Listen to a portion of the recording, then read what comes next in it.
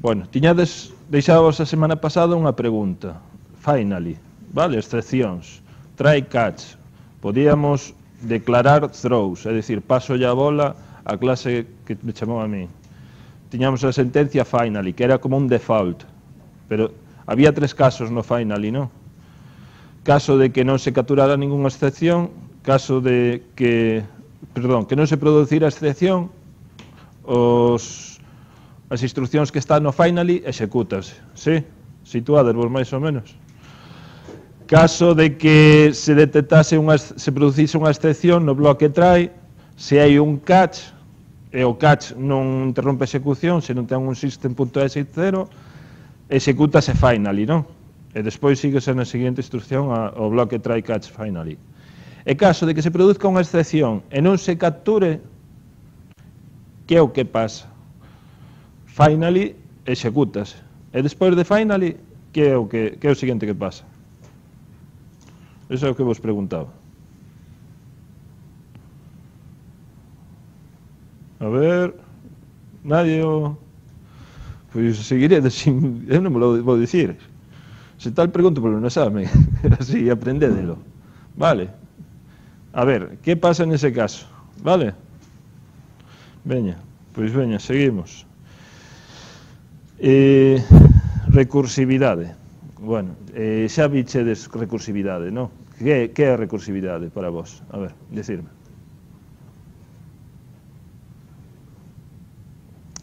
Sencillamente, sinceramente, o máis directo nun programa, que significa facer un programa, un método recursivo. É un método que se chama a sí mismo, non? Vale. Pois iso é o concepto de recursividade, non? Ese concepto está presente en moitos linguaxes de programación, eu diría que en casi todas, as que coñezo ao menos. E de feito é un concepto que a nivel do mundo da programación, na historia da programación, quizás xurdiu antes do desenvolvemento da máquina de von Neumann e da programación imperativa. Pois antes deso, pois xa se traballaba a nivel de matemáticas que se chama programación funcional, técnicas de programación funcional, vale? O que pasa que, bueno, se vamos a falar de cal anterior a outra, pois o tema de programación imperativa ven dos algoritmos de Al non sei que, un árabe que xa falaba desas cousas, non? E despois no século XIX, pois Babbage, Ada, sabedes quen era Ada? A filla de Lord Byron, que traballou con un matemático inglés moi importante, que non me acordo agora, pois Ada Byron, e ten un linguaxe de programación que lle puxeron o nome de Ada recordando a esa muller, non? Bueno, hai moito de historia por aí.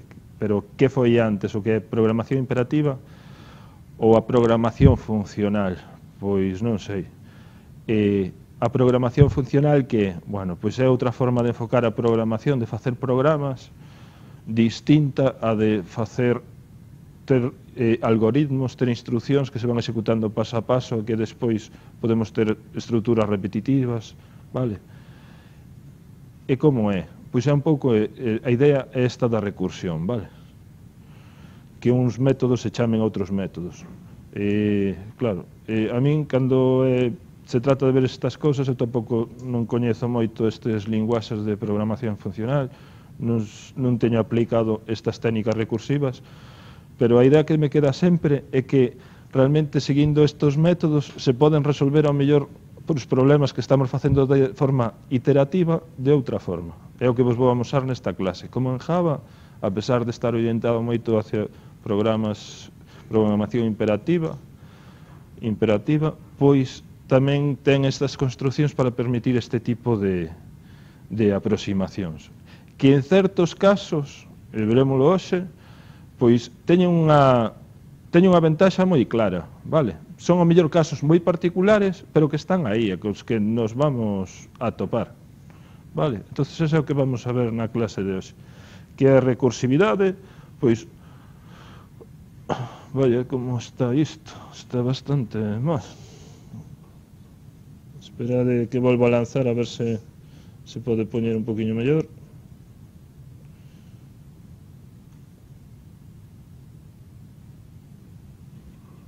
Así está. Que é a recursividade, que xa o coñecedes, que o método se chama a sí mismo. Métodos recursivos para funcións matemáticas, xa coñecedes tamén a serie de Fibonacci, o factorial, vale? É un pouco repasar e ver como serían en Java. Que implicación ten en Java, na máquina virtual Java, que se execute un método recursivo, non? Bueno, xa sabedes que cando se chama un método se garda información na pila, non? Pois eso tamén o temos aquí e ten unha implicación moi grande. De feito, veremos como a máquina virtual Java lle meteron trampas a hora de ter que implementar métodos recursivos, non fai algúns de forma recursiva, senón que os fai de forma iterativa, porque facelos de forma recursiva costalle moito. Entonces, como é posible pasar de métodos recursivos a métodos iterativos, pois fai esa trampa, digamos. Semellanzas e diferencias coa iteración, aí veremos eso, como se pode pasar, cando podemos pasar dun iterativo a un recursivo, de forma directa, que son os métodos recursivos de cola, vale? Hai distintos métodos recursivos, hai uns que podemos chamar de cola, e eses de forma automática podemos pasalos a métodos iterativos, vale? O que é a recursión estrutural? Por último, solución de novos problemas con recursión, vale? Solución sobre todo de problemas que de forma non recursiva resulta moi difícil resolver.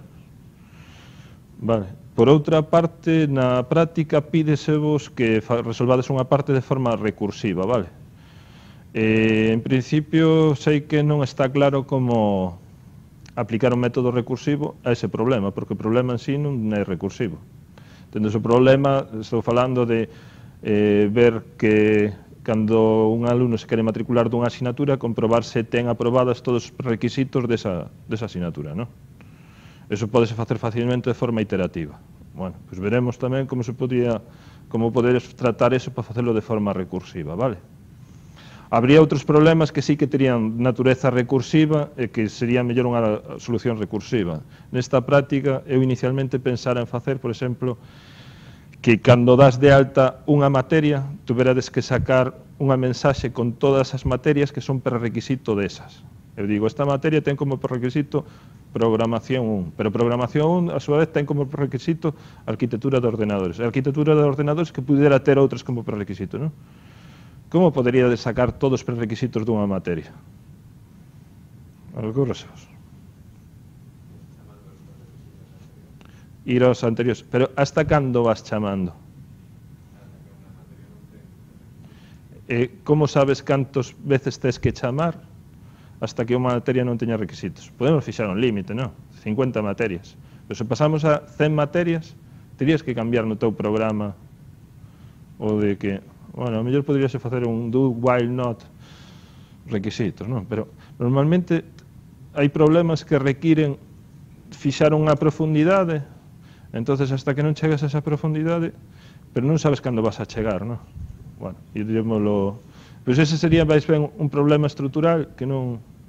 un problema de recursión que ten a recursión inherente é distinto a este problema que vos plantexamos finalmente, que non requira recursión, vale? Pero si é posible, o que, como vos decía antes, facer unha solución recursiva a ese problema. Vale, digamos que solucións imperativas e solucións recursivas son dúas formas de afrontar un problema, vale, de programar unha solución a un problema. E son alternativas. Nós estamos acostumbrados ou temos a mente xa, no tempo que levades aquí, xa nos orientamos directamente hacia a imperativa, vale? Estamos moi condicionados con eso, e vemos a solución normalmente desde esa perspectiva. Agora trátase de que poñerse noutro sitio a ver que, home, hai outra forma, ao mellor, da que se podían facer a resolver as cousas, vale? Bueno, vamos a empezar con un exemplo. Aquí temos un programa que o título é escribir en vertical, vale? Temos unha parte dun método main onde se lle pide ao usuario que introduzca un número, vale? Eso non nos importa, introduces un número e chamase a imprime vertical. En imprime vertical recibe o número e o que fai é, se o número é menor que 10, imprime e termina. E se non, imprime o número, chamase outra vez a si mesmo, imprime vertical, número dividido entre 10.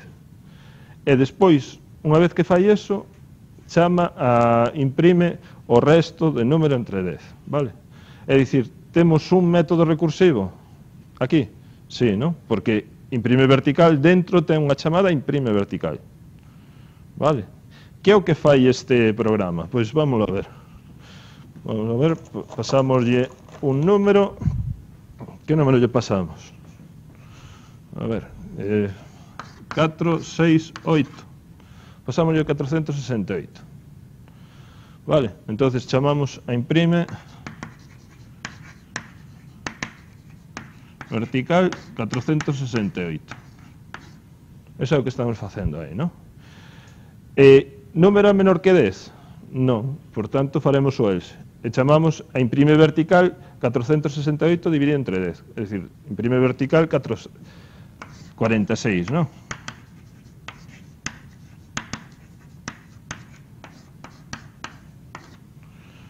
Vale, chega a imprime vertical 46, é menor que 10? Non, chamamos a imprime vertical 4.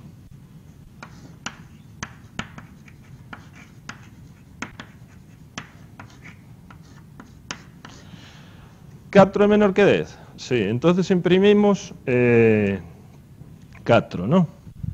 Sale aquí 4 na pantalla. E unha vez que se imprime, vólvese ao programa que chamou a este, que sería imprime vertical 46, e executamos a instrucción seguinte. É dicir, volvemos. Isto debería ser para arriba, pero para que salga ben o que vai salir por pantalla, non? Poño así. Volvemos a imprime vertical 46, executas a seguinte instrucción, que é imprime 46 módulo 10. Co cal que vai escribir 6. E despois volveríamos para arriba outra vez e chamaríamos a imprime, bueno, seguiríase executando imprime vertical 468, que volvería a imprimir 468 módulo 10, co cal imprime 8. Correcto, non? Bueno, pois é unha forma que a mí se me piden, se nunca a fixera, me pediran por primeira vez, pois igual non se me ocurre facelo así, non se me ocurriría facelo así, buscaría outra forma máis de for i igual a 1 hasta número de cifras e resolvería. Pero isto funciona e ademais o que nos sorprende, a mí personalmente o que nos sorprende as solucións estas recursivas é que son elegantes, non? Queda curioso, parece, ostras, como... Que ben, pois sí, funciona, quen se lle ocurriría? Debe ser un tío... Bueno, pois eso... Podemos nós a chegar a facer solucións así elegantes? Bueno, pois sí, podemos, vale. Hai que fixarse sempre en dúas cousas. Nun caso base, sempre temos que ter un caso base e despois temos que tratar de sempre reducir o problema. Vale, vamos a ir vendo isto que...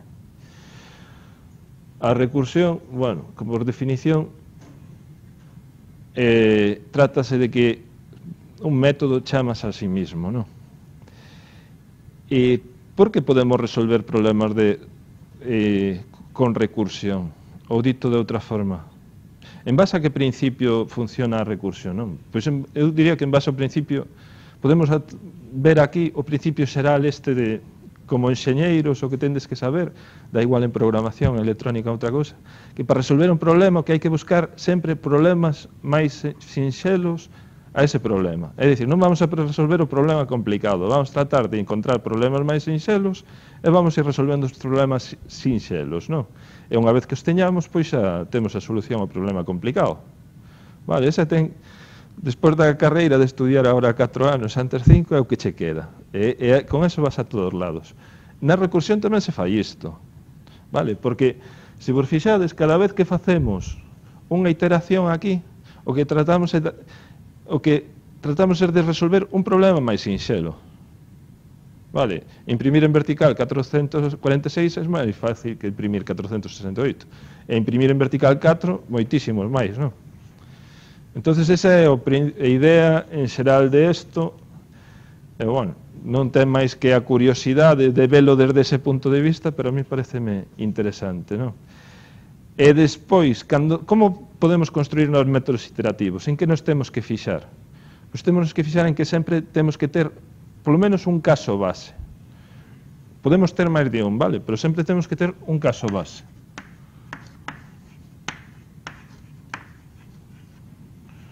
Que neste caso é se o número é menor que 10. Pois un caso base para terminar. E despois o que temos que ter é que en cada chamada que fagamos ao método recursivo tratar de reducir o problema, de forma que nos vamos achegando ao caso base.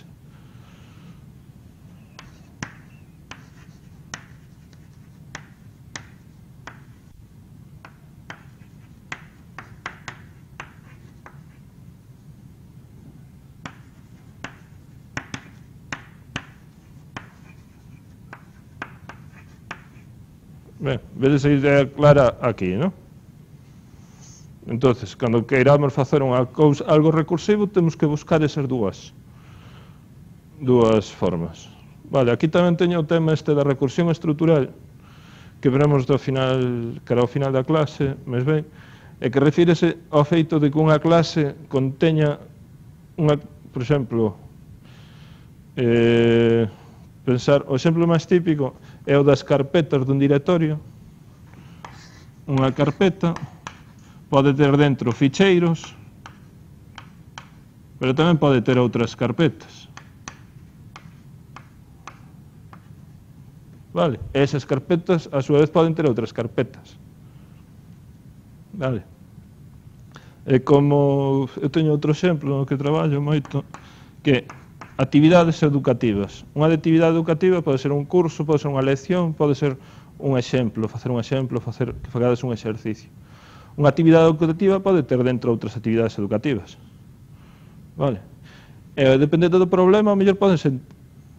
Eu estou seguro de que hai moitos casos en que, cando vamos a modelar algo, dentro pode ter outro algo, non? Por exemplo, unha árbore na natureza que ten ramas, pois as ramas teñen follas, pero poden ter outras ramas. Vale? É dicir, no mundo hai situacións, hai problemas que son en sí recursivos, e quizáis unha solución recursiva se adapte mellor á solución de problemas neses casos, vale? A ver, falábamos antes de linguaxes de programación que se basean nesto, na recursión, e que, bueno, teñen máis ou menos éxito, non son tan populares como Java ou C, pero para certos problemas funciona moi ben, vale? Dous dos exemplos que eu coñezo que máis me chegan son Haskell e Erlang. Vale. En algunha facultade de informática eu sei que se ve algún destes linguaxes, vale? Por exemplo, tamén sei que hai unha empresa na Coruña que fai software para televisión digital e que utiliza Erlang para programar ese software, os servidores. Pensade que en televisión van das imaxes e sonidos, pero ao final todos son ristras de bits, non? Pois para procesar as ristras de bits, para identificar patróns nas tramas ou tal, vailles mellor esta linguaxe que outras, unha linguaxe máis, imperativa, non? Máis tradicional. Vale, entonces teñen a súa aplicación en certos dominios. Bueno, é un pouco de cultura general. Vamos a ver máis exemplos. Bueno, exemplos que xa coñecedes, o cálculo do factorial por recursión. Vale, outra vez temos aquí un exemplo onde na primeira parte aparece un código main, onde pide un número, e despois un método estático para calcular o factorial dun número. Aquí os exemplos todos que teño penso que son con métodos estáticos, pero non terían por que ser estáticos, vale? Non vos quededes con isto que para ter recursión fa falta métodos estáticos. Bueno, este exemplo aí temos o método factorial que se lle pasa un número e que devolve outro número. Xa o coñecedes, non? O factorial de un número, se ese número é 1 ou se é 0, como neste caso, o factorial é 1. Caso base, claro, non? E se non, o factorial é igual a ese número multiplicado por o factorial dese número menos 1. Vale? Non fai falta que o repasemos, non? Que vallexamos como sería calcular o factorial, por exemplo, de 4. Ademais, penso que o teño aquí. está aquí o factorial de 4, pois no paso 0 devolve 4 por o factorial de 3, no paso 1, 3 por o factorial de 2, e desta forma vanse calculando todo, non? O que é importante ter en conta é que en Java todas estas chamadas o que requiren é deixar información na memoria. Entón, se temos o factorial de 4, bueno, faise rápido. Pero se temos o factorial de 100.000, hai que guardar moita información na memoria. Moitísima máis que se fixéramos unha solución de tipo for i igual a 1 hasta 100.000, multiplica n igual a n por n menos 1. Vale, moitísima máis. Entonces, como isto é tan costoso, ademais, podedes... Bueno, isto sería unha boa prova para que fixerades, programar o factorial dun número así de forma recursiva, ver canto tempo tarda en executarse. Vale? E despois programalo de forma non recursiva e ver canto tempo tarda en executarse. Ahora, tendesme que creer, e a pesar do que vos dixen, pois tardan o mismo. Curiosamente. Sabedes por qué? Porque Java, a máquina virtual, Java traduce os métodos que son recursivos de cola a métodos iterativos. Porque como a recursión lle tarda tanto, e ele é capaz de convertir os métodos recursivo en iterativo, pois faino automáticamente. Vale? Podedes facer esta proba na casa, se queredes, pero bueno, a teoría é así, vale? O ideal sería que o fixéramos ahora, pero bueno, quizás outro ano, bueno, a verdade foi unha pena non telo preparado, porque igual non nos levaba moito tempo de poder ver a diferencia, non? Pero o tema é ese, que a máquina virtual Java traduce. Bueno, aquí temos o primeiro exemplo, recursión versus iteración. Bueno, dicimos que a recursión non é necesaria. En xeral, calquer problema que se pode facer de forma recursiva pode se facer de forma non recursiva. E temos unha solución ao primeiro exercicio, este que temos aquí, escribir en vertical. Claro, esta solución, bueno, o que fai é ver se o número é menor que 9, e se é menor... Bueno, mentre o número sea maior que... A ver, como temos aquí? Imprime vertical, pasamos un número, mentre o número restante sea maior que 9, facemos número restante igual ao número restante dividido entre 10, e así temos o número de cifras. Primeiro calculamos o número de cifras. Vale. Segundo, facemos un bucle desde 1 hasta o número de cifras. Vale. Entonces aquí xa vemos a diferencia. Normalmente unha diferencia entre un algoritmo recursivo e un non recursivo é que vamos a facer un bucle for, non? Pero temos que saber hasta onde vamos a chegar. Vale. Cantas cifras temos neste caso? Cantos niveles de directorio temos? Cantos niveles de asignaturas que dependen de outras temos? Vale. Entón, eso en xeral é unha primeira diferencia. E despois, a solución que vedes aquí é imprimir por pantalla o número dividido entre 10 elevado ao número de cifras menos 1. É dicir, se nos pasan aquí 468, a primeira vez vamos a facer 468 dividido entre 10 ao número de cifras menos 1, 10 ao cuadrado. Entón, eso imprimímoslo por pantalla e sálenos 4, non?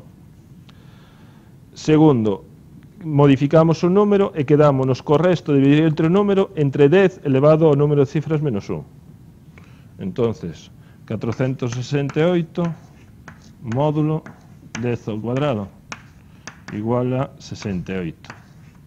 Vale, despois faríamos 68 dividido entre 10 elevado a 1, é dicir 6, e despois 68 módulo 10 ao 1, é dicir 8, e por último lo imprimiríamos o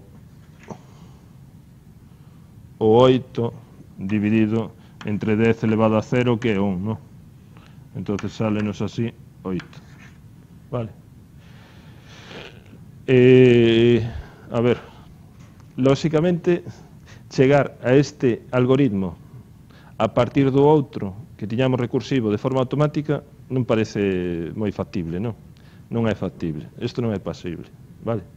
En cambio, chegar a, partindo do algoritmo recursivo da serie de Fibonacci, chegar a un algoritmo recursivo, sí é posible, vale? Que é o que distingue a un algoritmo recursivo do outro? Bueno, vou ir para... Bueno, non quero ir para atrás, pero a diferencia é que neste algoritmo recursivo a chamada ao método recursiva non era a última que se executaba no método. Sabedes, acordadevos? Chamábase a imprime vertical e despois facíase un print line, system.out.println. Mentres que no algoritmo de Fibonacci a chamada ao método recursivo era a última chamada dentro do método. Vale? N por factorial de n menos 1. Vale? Pois iso é o que define os métodos que son recursivos de cola. Os métodos recursivos de cola son aqueles nos que a última chamada ao método, ou a última instrucción do método é a chamada recursiva. Vale? Este concepto sí que vos ten que quedar claro, tendo que ter presente, máis que nada para, bueno, saber distinguir un dos outros, non? É moi sinxelo. Métodos recursivos de cola. A última instrucción que se executa no método é a chamada ao método recursivo. Pois estes algoritmos que son recursivos de cola é posible pasar dunha solución recursiva a unha solución iterativa de forma automática. De forma automática quere dicir que hai un programa que lee o algoritmo recursivo e o converte de forma automática en iterativo. E isto faino a máquina virtual Java. Entonces, cando compilamos un programa en Java, el detecta que, oye, esta solución é recursiva de cola. Pois o que fai é xenera o bytecode de forma iterativa. Vale? Por eso, cando vayamos a executar, non temos problemas de que se tarde moito porque lle pidamos o factorial dun número moi grande, porque fai de forma iterativa, imperativa, de forma normal, vale? Bueno, pois isto é algo que podedes probar, non deixa de ser máis que unha curiosidade, pero tamén unha idea de por que se fai isto desta forma, non? A idea é que é moi costoso, en Java, noutros linguaxes non, en Haskell, en Erlang, é todo o contrario, como están pensados de forma recursiva, pois aí funciona todo moito mellor. Pero neste, pois non, non? Vale, dadesvos un pouco de conta de cal é a situación. Ok, eu que sei, podría ser, ao mellor, se nun barco, temos un barco a velas, non? E lle queremos meter un motor, pois igual non vai tan ben como se xa pensamos o barco para que teña motor e vai directamente a motor, non? Bueno, pois aquí tamén hai dúas formas de aproximar isto. Os compiladores deso están pensados para estas situacións e funcionan moi ben, mellor en algúns casos que os imperativos. Bueno.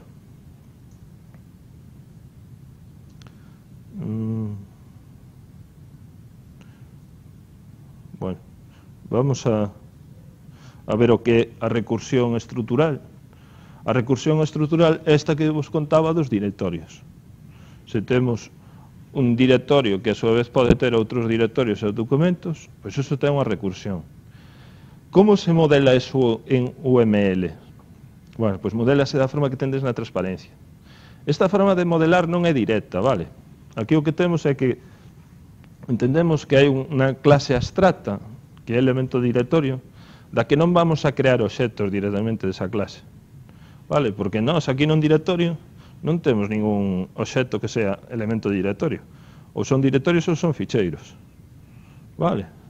Pero a forma de modelalo para que sea recursivo é esta, vale? Identificando esa clase abstracta. Eu cando facía isto, inicialmente o que facía é isto. Cando me pedían modelar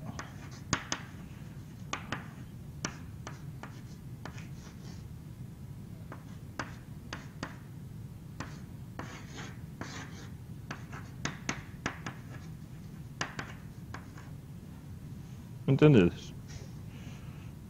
Explícome. Eu facía así, pero lógicamente así os directorios e ficheiros teñen características comuns, todos teñen un nome, teñen unha localización, teñen uns permisos. Eu tiña que ter separados eses datos, as operacións tamén. Pero desta forma non fai falta telos separados, sino que aquelas cousas que son comuns están na clase abstracta, elemento de directorio, e despois faise a agregación. Incluso, se nun momento dado digo que nun directorio pode haber máis cousas, que de feito pode haber, podemos ter enlaces, por exemplo, pois non necesito poñerlle por aquí outra agregación a enlaces. É dicir, meter un novo elemento e unha nova relación de agregación. Simplemente meto un novo elemento e digo que estende ou hereda ao elemento de directorio e xa non teño que modificar para nada directorio. Vale, velo. Entonces, isto é un detalle, pero particularmente para min, hasta que cheguei a velo así, dime de conta nese momento que estaba facendo mal, non? Que hai outra forma de modelar isto e que é máis axeitada. Vedes por qué? Porque eu aquí tiña que repetir parte de atributos, parte de instruccións, aí non. Vale, entonces é que eu aquí... A ver, a teoría desto tampouco é tan complicada, pero despois a hora da práctica facelo ben sí que é. E non hai unhas solucións, digamos... Para algunhas cousas hai unha solución sí que funciona mellor. É unha cousa que non sei se coñecedes, oíche de falar dos patróns de diseño. Patróns de diseño veñen a ser unhas solucións que a xente, bueno, pois, ante problemas que se repiten bastante, isto de modelar un directorio, por exemplo, pois, hai por aí uns libros e unhas publicacións que din, mira, a solución mellor de modelado é esta, vale, danos ideas. E, bueno, ademais de para isto, hai para moitas outras cousas, vale? Cando temos que facer unha aplicación que ten que ter unha interfaz de usuario, dinos que temos que seguir un patrón modelo vista controlador, vale? E moitas máis. A partir de agora, mellor, cando teñades que facer outras asignaturas, empezades a ver máis destas cousas. E tamén quería facer un apunte sobre... Fixadevos que eu falo moitas veces de diseño, non de programación, de programar. Bueno, cada vez... xa non vades a programar tanto, senón a diseñar máis. Claro, diseñar ou modelar é facer o que vos pedimos na primeira parte. Identificar as clases, as relacións de herencia, de agregación. E iso quizás é a parte máis importante do que é todo o traballo do programador. Vale? Mais que o facer o código, identificar que clases van, que métodos hai, que atributos hai, que relacións de herencia, de agregación, polimorfismo entre clases. Vale? Pois é un cambio que moitas veces non nos damos conta, pero vamos evolucionando e vamos facendo cousas distintas, vale? Diseñar, modelar, etc. Bueno, quedadevos con isto, porque particularmente vinlle moita aplicación. Vamos a facer, quería vos pedir que facedes un exercicio para que isto non fose solo ver exemplos e tal, senón que vos, co que sabimos hasta ahora, que tratades de facer un problema, resolver un problema de forma recursiva, que imprima unha mensaxe pode ser un string, a que queirades, por pantalla n veces. Vale? Se vos digo que fagades de forma iterativa, como faríades? Un bucle, un for, ou un while, ou tirado, non? De forma recursiva. A ver, pensade e intentade facer, vale? A ver que vos sale. Venga, un par de minutos, nada máis. Rápido.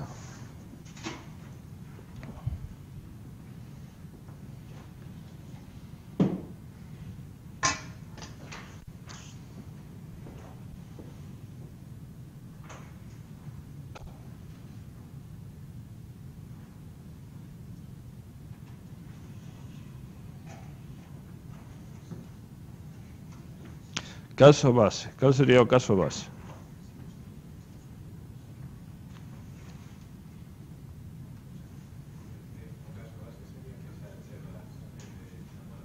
¿Qué? No, o caso base sería n igual a...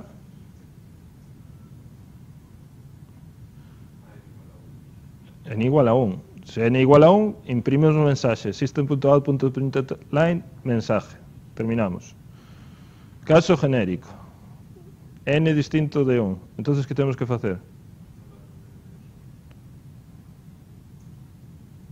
Xa está. A ver, escribir iso tal. Pero xa está ou...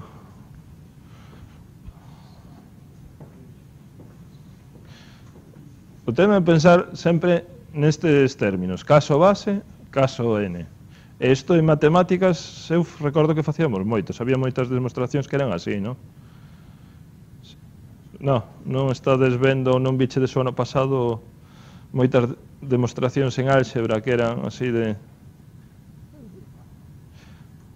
Había unha... por inducción, sí, para n, efectivamente. Por eso vos digo que isto da recursión é moi antigo, pero claro, no campo das matemáticas, e despois o que tuvo máis éxito foi a programación, digamos, tipo máquina de von Neumann. Tipo máquina de von Neumann que ter unha memoria, un procesador que vai pasando instrucción a instrucción e vamos executando. Chamamos as subrutinas, o que vichedes en arquitectura de ordenadores. Vale. Os ordenadores siguen funcionando así. Home, teñen procesadores moito máis potentes, agora teñen núcleos, teñemos memorias caché, temos temas de pipelines para acelerar as execucións das microinstruccións, pero siguen funcionando así. En cambio, hai outro punto de partida que é moi distinto.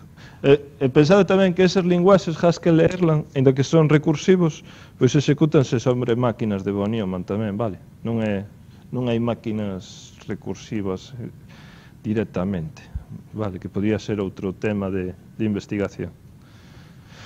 Ben, alguén o ten? Sí, telo. A ver, chachán...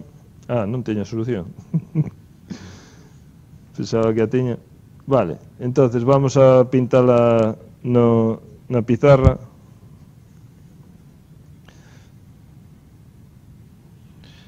Entonces falábamos de...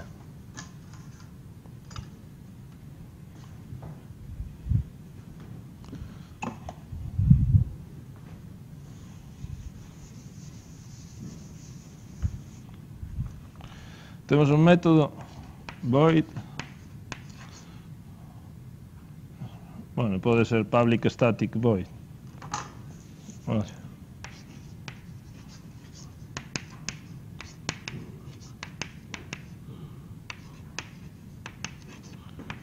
Imprime n veces. Pois pasamos ya.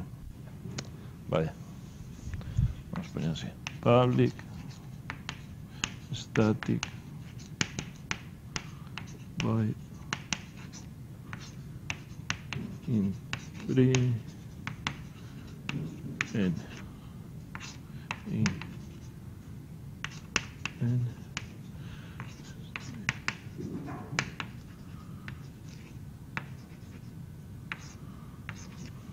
entonces, ¿qué faríamos?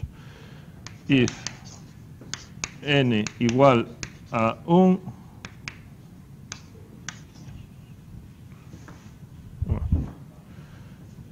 system.out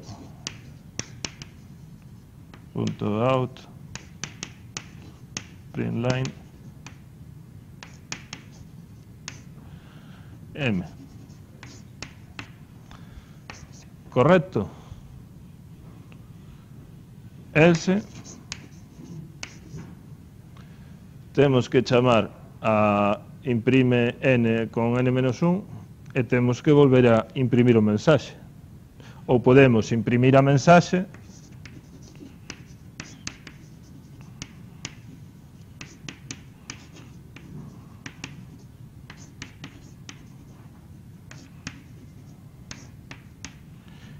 imprime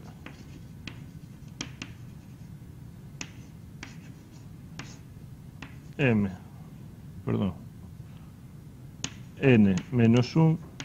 m. Correcto. Como fixamos así, este método recursivo de cola. Sí. A última instrucción que se executa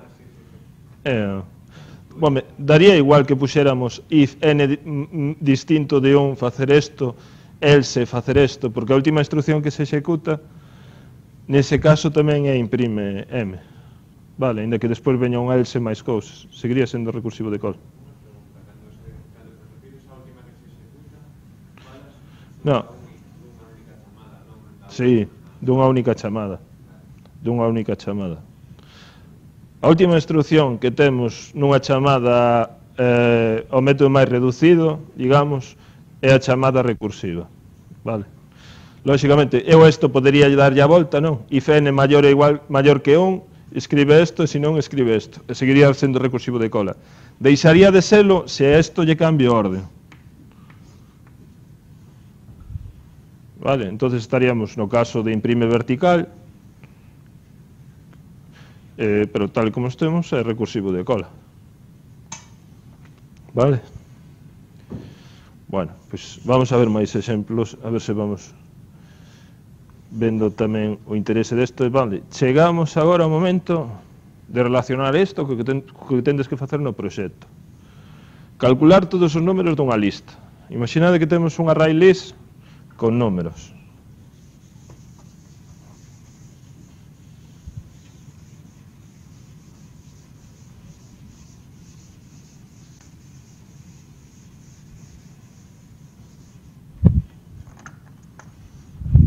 Temos array list integer nums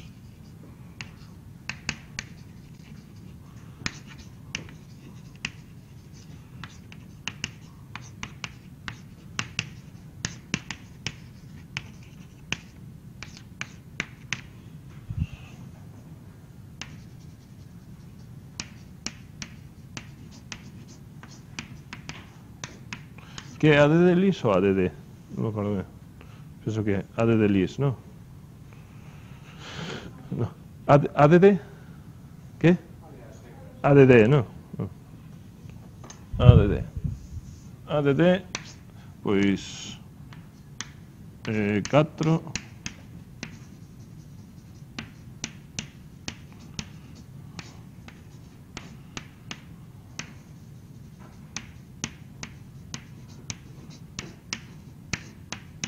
Vale, eu quero que calculedes o produto de todos os números da lista. Ben, solución non recursiva. Como poderíamos facer?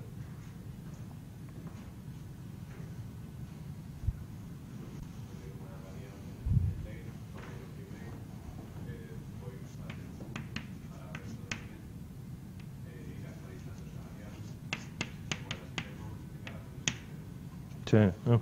Podemos facer... A ver, isto penso, ocórrese vos a todos, non?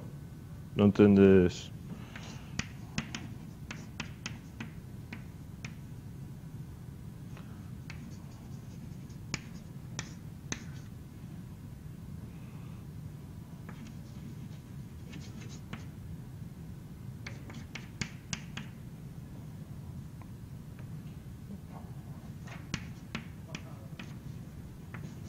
Isto serviría. Sí, non? Podemos fazer o bucle for int i igual a 0 hasta os elementos da lista, etc. Non? Ora, ocórresevos como facelo de forma recursiva. De novo, caso base. Cal sería o caso base? Cal é a lista máis sinxela de elementos que podemos calcular o produto dos seus números? Efectivamente, un único elemento, moi ben. Un único elemento.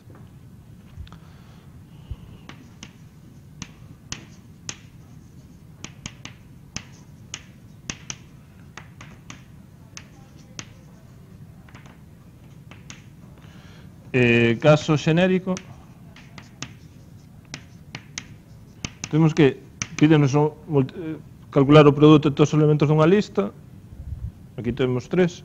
Podemos poñer eso en forma do produto de elementos dunha lista máis pequena. Xa dixen a solución, non? O tema é, en vez de facer o produto de todos os elementos, duns poucos, dun menos. Un menos en cada iteración. Pois si podemos, vale? Podemos facer algo. Aquí se que teño o código. Si, está aquí. Se utilizamos un iterador, por exemplo, non necesitaríamos utilizalo, vale? Pero se utilizamos, podríamos facer directamente recortando os elementos, pero quizás é máis fácil. Caso base, que i hasNest nos dé false, é dicir, que só haxa un elemento. Nese caso, é dicir, que non haxa máis elementos, nese caso devolvemos un. E caso xenérico, que si teña elementos, pois collemos o primeiro elemento, i.nest, despois aí temos o integer, o casting a integer non faría falta porque temos parametrizado para integer, vale? Xa é unha curiosidade. E o int-value tampouco faría falta porque se fai o unboxing, acordade, os boxing, unboxing, faise de forma automática. Vale, entonces esas dúas cousas non farían falta, pero bueno, están aí para velo, non? Pero faise o produto do primeiro número por o resultado que nos devolve a chamada ao método recursivo co resto dos elementos da lista. Claro, os restos dos elementos da lista son os que quedan no iterador i. Unha vez que quitamos o primeiro, o resto xa queda aí. Vale, eso funciona, porque vamos quitando o primeiro, multiplicamos por o resultado do resto. Primeiro multiplicamos por o resultado do resto. E vámonos multiplicando. Vale, no exercicio que tendes que facer, tendes, por un lado,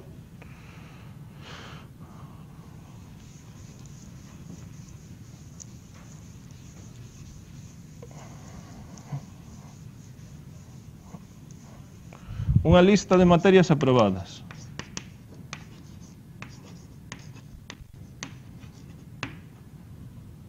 ¿No? E tender no outro caso unha lista de materias que son prerequisito.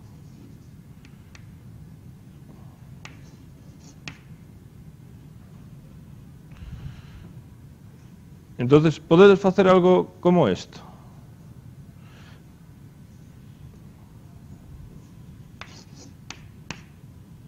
Se isto temos como iterador, se temos comprueba materias, podemos poñerlle boolean, que devolva true ou false, non? Se lle pasamos o iterador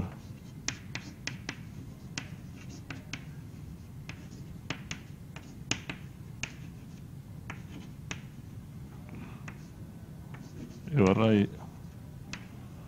deste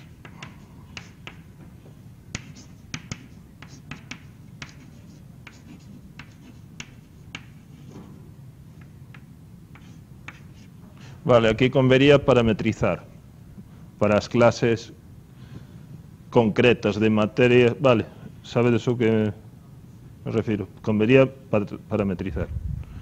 Entonces, cal sería o caso base? I hasNest, que salve unha hash, I hasNest, ¿no? Ese sería o caso base. Neste caso, lista materias prerequisitos, que ven a ser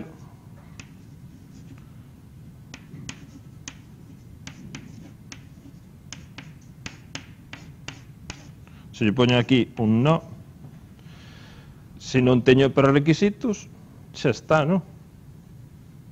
Sí.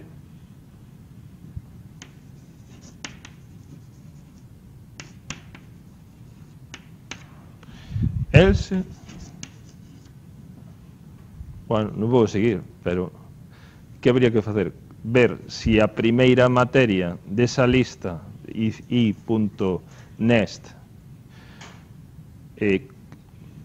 si lista materias aprobada .contains i.nest, entonces é que está, e chamamos a comprobar a lista sin o primeiro elemento. E se non está esa materia dentro dos prerequisitos, pois temos que devolver false. Vale? Bueno, pois penso que con isto tendes que ser capaces, non? Vale. É un exercicio un pouco artificial, no sentido de que, bueno, tamén se pode resolver de forma iterativa e non aporta nada facelo así. Pero é para que vexades e fagades realmente, vexades que se pode facer, e que é outra forma de... En xeral, calquer problema tamén se pode resolver de forma recursiva, non iterativa, e non pasa nada. O que pasa é que estamos máis orientados hacia esa outra solución, non? Bueno, vamos a seguir. Desto quedavos algunha dúbida? Non? Seguimos, entonces. Sí. Ben. Outro problema así típico cando se fala desto de recursión é o problema dos palíndromos. Isto de dábale el arroz a la zorra al abazo, seguro que dixe mal. Bueno, sabedes algún palíndromo? Sí, non? Non sabedes ningún? Bueno, na Wikipedia hai uns cuantos, tal, pero... Outra cousa é despois cando vas a facer isto na práctica é que, claro, nos palíndromos non teñen conta espacios en blanco, entonces estes algoritmos que poñen como solución non sempre funcionan ben porque hai que descartar os espacios en blanco. Por exemplo, neste que temos aquí. Neste algoritmo, pásanos un string S e vemos o caso base que sería que o string teña un tamaño menor ou igual que 1, que sea unha letra ou que non sea ninguna letra. Nese caso, pois é un palíndromo sempre. E o caso xenérico, pois como vamos chegando ao caso base? Pois comprobamos os caracteres que están nunha punta e na outra, na posición 0 e na posición n-1. Se eses coinciden, pois, ok, continuamos, está ben, pero chamamos a ver se é un palíndromo o que hai dentro. Pois o string que vai desde 1 hasta length menos 1. Vale? Idea fácil. Outras características que teñen as solucións recursivas é que estas explicacións que facemos despois no solución ven ser reflexadas, son moi intuitivas, vale? Ainda que nós hasta agora vos levamos a solucións de tipo algorítmico, realmente hai moitas cousas que pensamos de forma recursiva, vale? Fixadevos que o que temos escrito é exactamente o que estamos pensando, vale? Ben, esta solución como curiosidade resulta moi ineficiente, porque cada vez que facemos unha iteración temos que crear un novo string. Recordadevos que os strings son obxectos inmutables, por tanto, se facemos unha modificación, creas un novo string. Hai unha solución a isto, pero, bueno, simplemente como curiosidade, máis eficiente, que é, en vez de crear substrings, ter dous índices. Un índice que apunta á posición inicial e outro índice que apunta á posición final, e non crear novos strings, sino que ir variando os índices. Vale? Entón, é o que temos aquí. Cando chamamos a palíndromo, pasamos o string e pasamos o índice inicial e o índice final. Despois, cada vez que vamos a chamar recursivamente, variamos o índice. Unha posición, unha posición, unha posición. Vale, védelo. É o que temos aquí. Es palíndromo, string S in low, in height, e high é menor que low. Claro, se é high é menor que low, que é o que pasou? Pois que se cruzaron. Entón xa terminamos.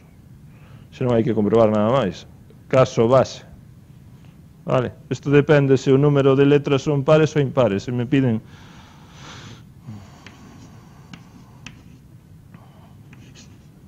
Se me piden isto, cando empece isto vai ser 0, isto vai ser 3, despois a segunda vez vai ser 1, vai a ser 2, e despois vai a ser 2 e 1. Os índices van... Bueno, non puxo moi ben, pero vais a dar a volta, non?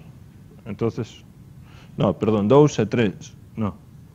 1 e 2, pero aquí, a ver, aquí temos o índice inicial e o final. Inicial e final. E aquí iríamos ter o final e aquí o inicial. Entonces sería 1 e 2, pero o final xa dou a volta. Se temos aquí unha letra máis, pois inicial e final van coincidir. Ese é o caso base. Se non estamos nese caso, o que vemos é comprobar os caracteres na posición inicial e na posición final, low e high.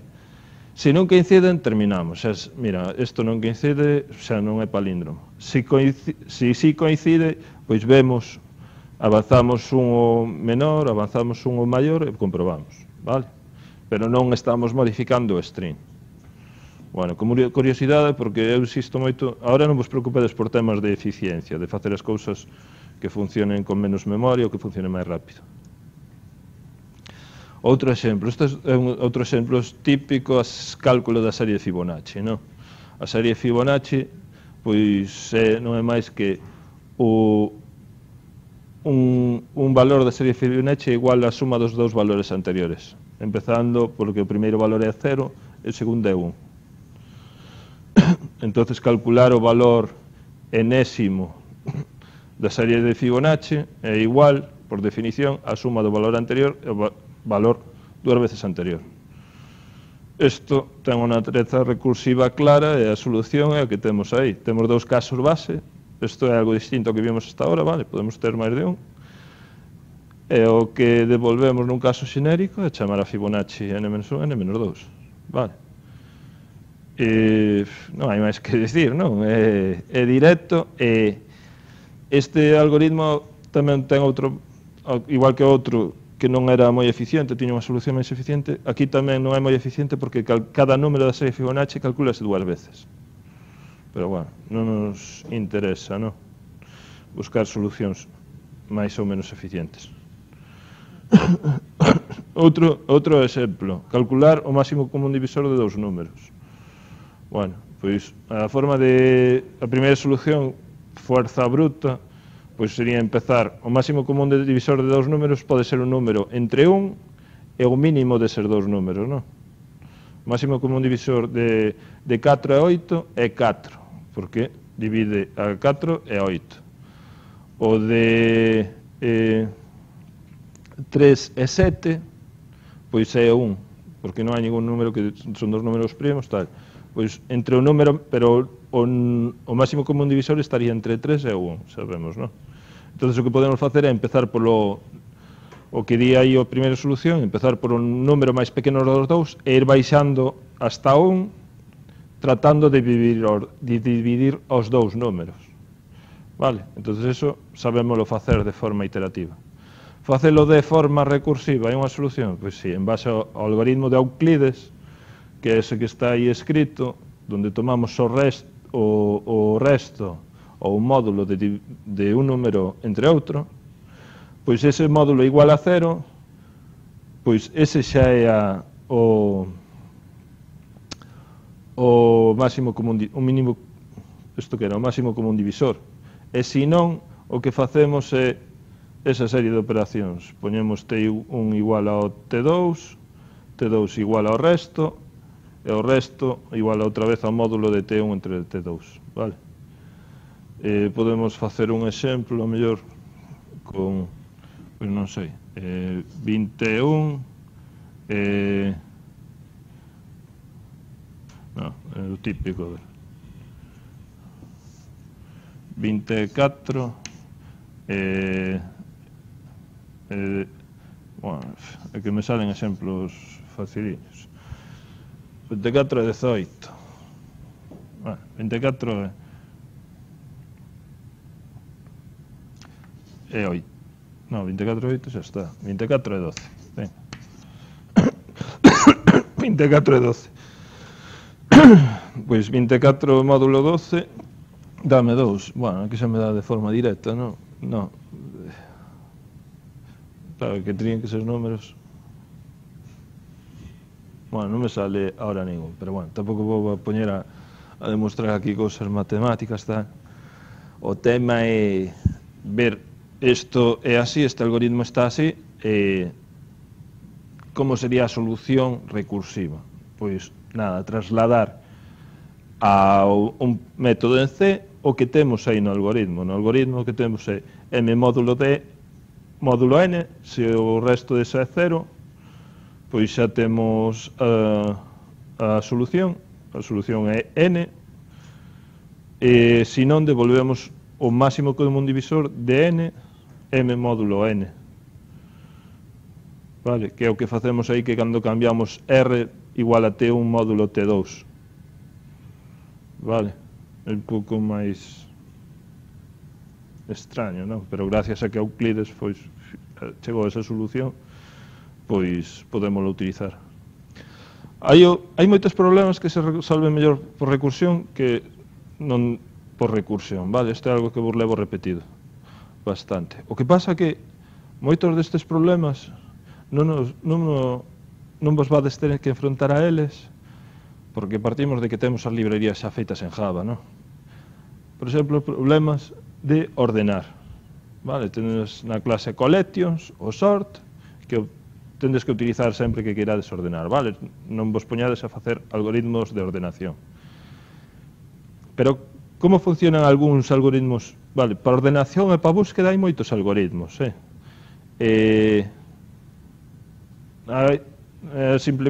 dependendo do algoritmo é máis eficiente nos casos, menos no outro. Non nos estamos metendo moito nese campo, pero que sabades que hai moitos. Esta é unha implementación por recursión dun algoritmo de ordenación que se chama por selección. Vale, hai outros algoritmos de ordenación, oiches falar de ordenación por burbulla. Bueno, pois é outro tipo. E hai, bueno, pódese facer un curso solo de distintos algoritmos destos de ordenación, búsqueda, etc. Vale? Entonces non vos quededes solo con eso. Vos tendes que quedar, bueno, que a min o Java dame unha librería que ten uns métodos e que están aí e que os utilizo, xa está, vale? Bueno, pois esta ordenación por selección básase no seguinte.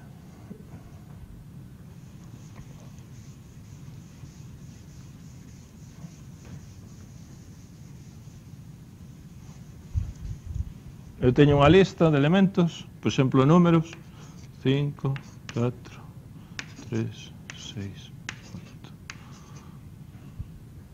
4. E dime, pois, que se tens que ordenar eso, o que podes facer é, primeiro, buscas que elemento ten que ir na primeira posición, e polo. Segundo, buscas que elemento ten que ir na segunda, e polo.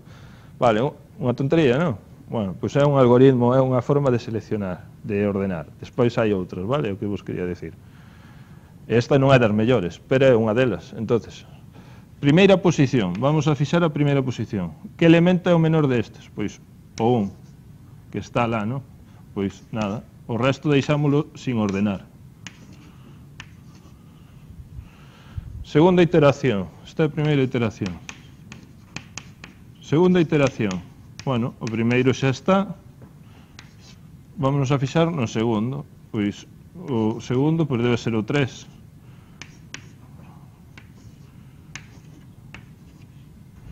Os dois están. Bueno, é fácil ver que desta forma vamos a terminar coa lista ordenada, que é o que queremos. Vale. Isto ten claramente, sobre todo vendo o exemplo este da lista recursiva, pódese facer de forma recursiva facilmente, non? Bueno, pois como a aproximación esta pódese facer de forma recursiva, que eu teño feito moitas veces na clase con outros alumnos de outros anos de forma iterativa, vale, isto mesmo pódese facer de forma iterativa, de feito fixen así. Pois a solución recursiva pois é esta, que agora estoume... Non, está ben. Temos aí a lista e temos dous números, low e height. Se busca el máis pequeño, low menor que high. Index of min é igual ao low. Vale, teño claro, o low gardo o máis pequeno, non? Index of min igual ao máis pequeno, double min... Vale, non sei moi ben para que fai... O high debe ser o... Facemos for in i igual a low máis 1, i menor ou igual que high. O high danos o tamaño da lista, non? E o low é onde empezamos. Danos a primeira posición do array e a última posición dos índices, vale? Entonces facemos, mentres que low sea menor que high, é dicir, empezamos con low igual a 0 e high igual a 0, 1, 2, 3, 4, 5, igual a 5, vale? Entonces, mentres low sea menor que 5, index of bin, o índice do elemento menor, partimos de que vai a ser este. En principio pensamos que está aquí. Tomamos o valor mínimo igual ao valor 5. E despois recorremos toda a lista hasta o final e vemos se hai algún número que sea menor que 5. If list i menor que min. Hai algún número que sea menor que 5? Sí, o 1, por exemplo. O 4 tamén. Entonces tomará primeiro o valor 4, pero despois cando chega a última posición tomará o valor 1. E a posición a do mínimo. E despois o que se fai é intercambias aquela posición con esta. Vale? Unha vez que fai iso para a primeira posición, o que fai é non volver a un bucle de aumenta low igual a low máis 1, que sería a solución iterativa, senón o que fai é chama a sort o resto da lista. Vale, eu ordenei esta primeira posición, ora ordenamos o resto. Vale, é o que temos aí.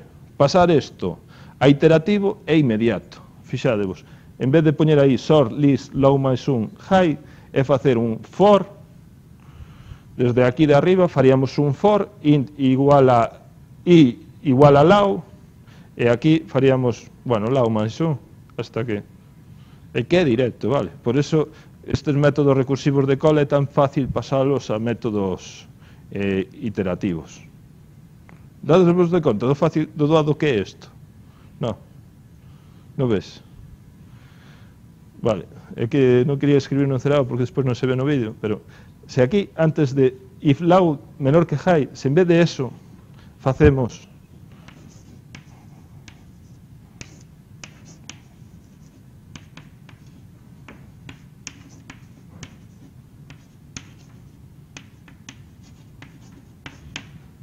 bueno, aí temos así, non?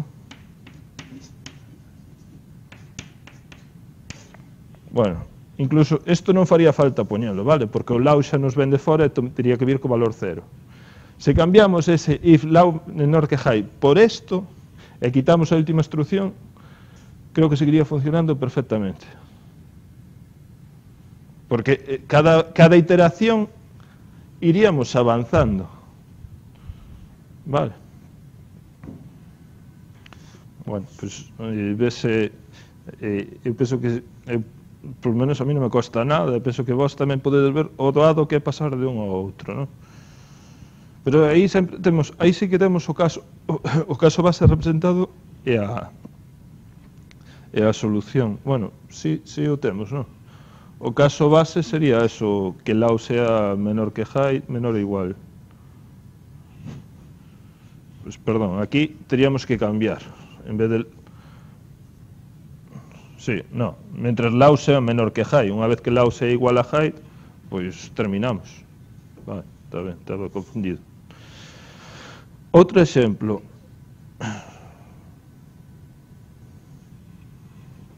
Vamos a ver outro exemplo. A búsqueda binaria. Vale, isto é algo dos que vos falei cando falábamos de collections, que tiñamos tree, que tiñamos...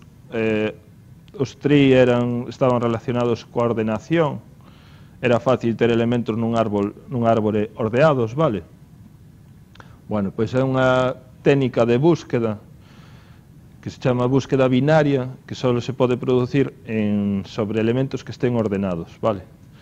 Nós pensade que temos unha lista de elementos, pois ao final chegaríamos a isto ordenado, 1, 3, 4, 5, 6, 8, e cando chamades ao método contains, por exemplo, se esa lista contains o número 7, bueno, eso hai que facer algo para ver se contén o número 7 ou non. Como se pode facer? Pois podemos coller, empezar a mirar se está no primeiro, no segundo, no terceiro, vale, é unha forma. Vale, hai outras formas mellores. Unha forma mellor ocurrese vos algunha? Pensando desto de búsqueda binaria. Non fai falta que se vos ocurre, A ver, a solución sería, búsqueda mellor, buscamos o elemento que está na mitad. É igual o 7 ao 4? Non encontramos, non? Entonces, onde seguimos buscando? Antes do 4 ou despois do 4? O lista está ordenada. Despois do 4, non? Pois por eso se chama binaria, porque en cada iteración vamos descartando a mitade. Vale? Entonces, xa non teríamos tanto onde buscar, aquí volvemos a repetir. Temos que ver se está o 7. Pois vamos a ver na mitade. Na mitade, pois non podemos quedarnos, quedámonos co 5. O 5 non é, pois vamos a buscar na mitade. 6 e 8, buscamos na mitade. O 6 non é, pois buscamos na outra mitade. Chegaremos ao 8, 8 non é, pois terminamos. En solo 1, 2, 3, 4 pasos encontrámoslo, mentres que se fixéramos da outra vez teríamos que facer pois tantos pasos como elementos temos na lista, non?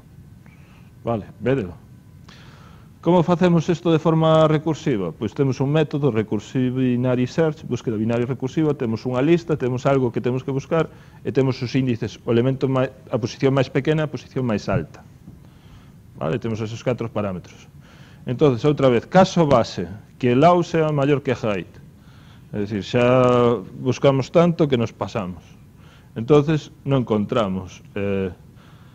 Devolveríamos falsa, ou neste caso devolve pois a posición na que deberá ir, vale? Porque moitas veces faise unha búsqueda se está para despois meter o elemento nesa posición.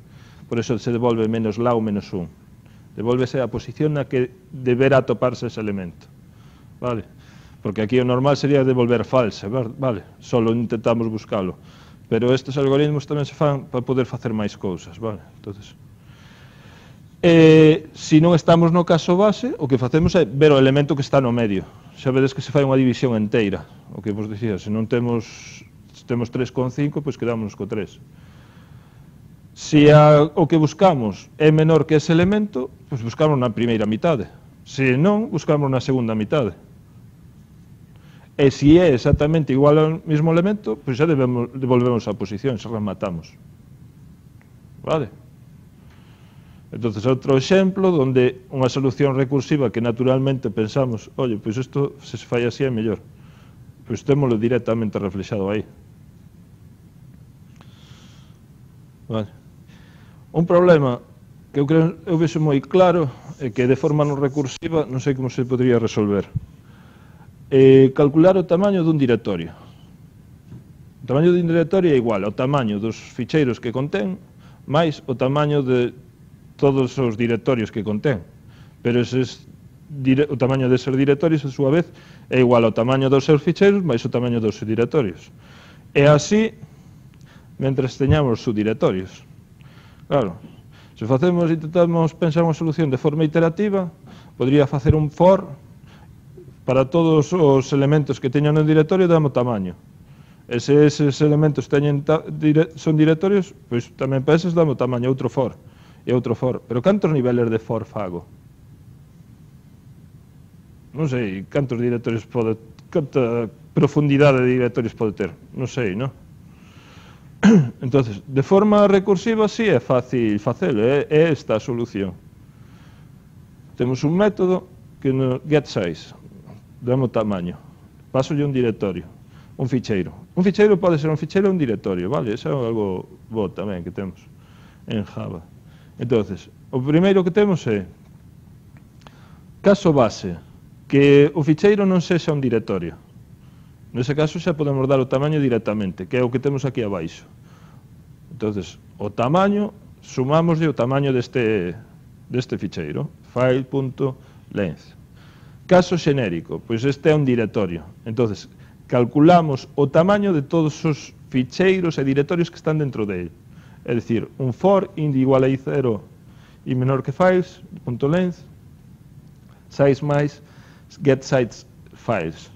Claro, o tamaño de algún deses ficheiros pode ser que algún deses ficheiros sea a súa vez un directorio, pero faríase de forma recursiva. Esa é a solución. Outros exemplos onde pasa cousas destas, en ficheiros XML. En ficheiros XML temos etiquetas que dentro poden ter outras etiquetas, que dentro poden ter outras. Esas etiquetas poden representar contenedores ou elementos finales. Se son contenedores, pois teremos que procesalo un pouco igual que isto. E non sabemos o nivel de profundidade, non podemos fixalo. Vale? Entonces, eu nunca o fixen, vale? Nunca tuve que facer nada recursivo aí, pero nunca o fixen porque hai librerías que xa me permiten tratar con eses elementos. Pero a xente que programou esas librerías probablemente faga así, vale?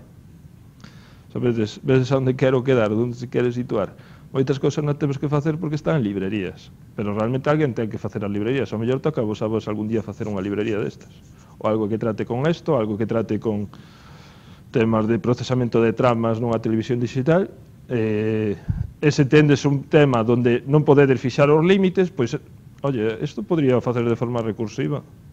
Vale, pode ser esa a solución.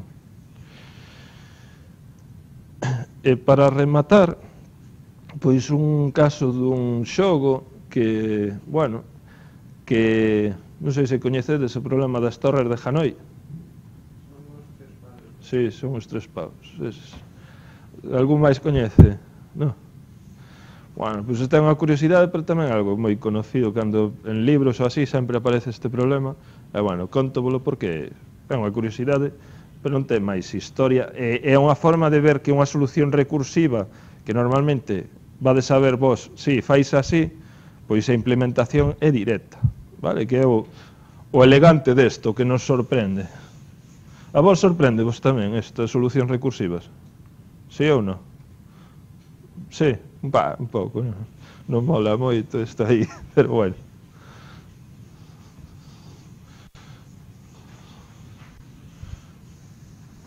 Este tema tamén está relacionado co tema dos fractales. Coñecedes os fractales? Sí. Os fractales.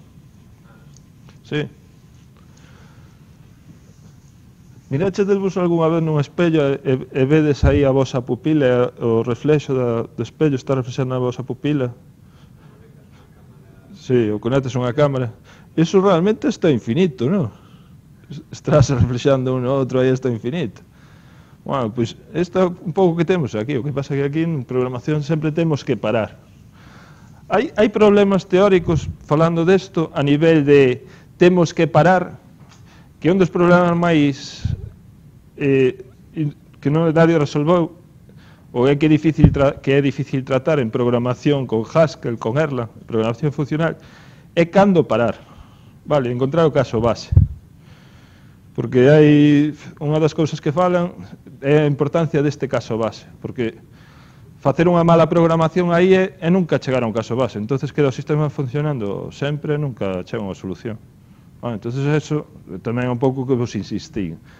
Cando teñades que, ou que irades facer algo recursivo, ter claro o caso base, e despois ter claro que vayamos sempre chegándonos ao caso base, vale? Bueno, Torres de Hanoi. Temos, pois, isto en dúas dimensións, pero sería como 3 paus que están montados así dunha estrutura que vamos meter uns discos dentro, non? E os discos son de 3 tamaños. Bueno, neste caso, n igual a 3. Podemos traballar con 9 discos ou con 24 ou con 200. Vale, pero sempre temos 3 barras. E o tema é pasar estes 3 discos desta torre A á torre B, e podemos utilizar a torre C cunha restricción moi complicada, que nunca, en ningún momento podemos ter un disco máis pequeno por debaixo dun disco máis grande. Vale, como faríamos? A ver, que faríamos primeiro?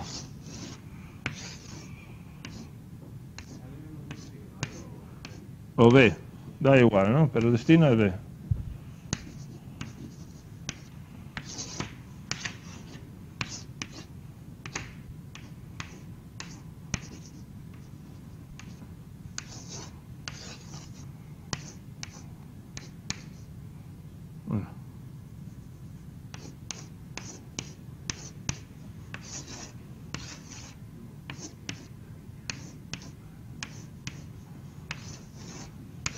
Bueno, a ver se me chega así. A ver, que facemos primeiro? Que facemos primeiro? O que podemos, non? Pois pasamos o pequeno ao... Bueno, vamos a pasar a B. Vale. Vamos a pasar a B. Segundo. Pasamos o mediano a C.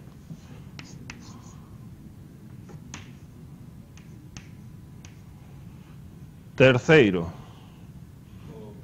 a C. Sí, esto aquí. Cuarto, o grande, aquí. Esto queda así. Quinto, pois pasamos o pequeno aquí, aquí o grande e aquí o mediano, non? Bueno, con 3 saleunos fácil, non? Eu non sei, así. Isto quedaría aquí e despois habría un máis no que pasamos para aí, non? Entonces, nós tiñamos isto posto como algoritmo, teñamos que mover 3 discos de A a B utilizando C como comodín. Vale? Cal sería o caso base? Que teríamos que mover 1, non? O que tuviéramos que mover 2. Bueno, mover 1. Se temos que mover un de A a B a C, Sería fácil, pois, non? Mover o disco de A a B. Bueno, pois ese é o caso base. Este caso xenérico, como estamos poñendo en forma de caso máis simple? Pois o que estamos facendo é poñendo os casos máis simples serían mover, en vez de mover 3, sería mover 2, non? E para onde estamos movendo os 2? Pois estamos movendo 2, se vos fixades aquí, movemos 2 de A a C. Mover 2 de A a C utilizando B como comodín, non? E despois o que facemos é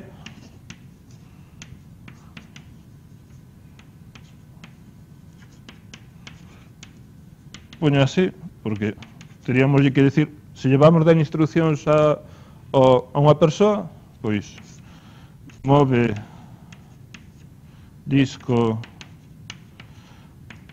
N de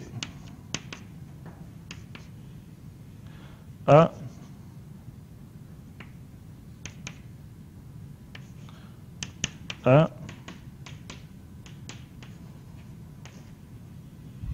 non, de A a B. E despois só temos que mover 2 discos de C a B utilizando A como comodín, non? A mí costoume ver isto, pero non pretendo que vexades así, pero foi o que fixemos, non? Movemos 2 discos, os 2 de arriba, de A a C, utilizando B como comodín. Despois movemos outro disco e despois movemos 2 discos de C a B utilizando A como comodín. E xa está. Pois este algoritmo, en vez de ter n igual a 3, o tendes n igual a... Bueno, aquí tenden as transparencias, o que é o xogo, é a solución. A solución teórica e a solución programada. Pois a solución programada é isto que teño aquí. Sí. Pois en vez de n igual a 3, n igual a 200, sigue funcionando. Vale?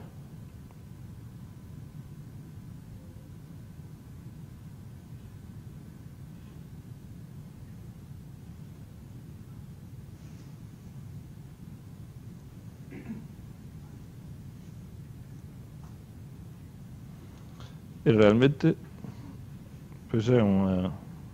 O programa non é moi complicado. Bueno, o que vexo nos libros é que se isto se intenta facer de forma iterativa, pois que é moitísimo máis complicado. Vale. Bueno, pois con isto rematamos, a ver se facer no proxecto esa parte de forma recursiva. O que nos queda de clase vai ser únicamente a semana que ven, que é o último día lectivo. Vades a ver un tema sobre enxeñería do software, cal é o ciclo de desenvolvemento de programas. Non veredes nada de programación, mas ben, é unha introducción a cando alguén traballa nun proxecto grande, pois que é o que vos vades a topar, non? Pois vades a topar con moitos diagramas UML, con varias etapas, pois falarvos un pouco deso, das distintas metodoloxías que existen, vale? Vadelo ter na clase habitual, e vai volo dar a profesora que ao mellor vos dá prácticas, que é Ana Fernández Vilas. Vale? Pois nada máis.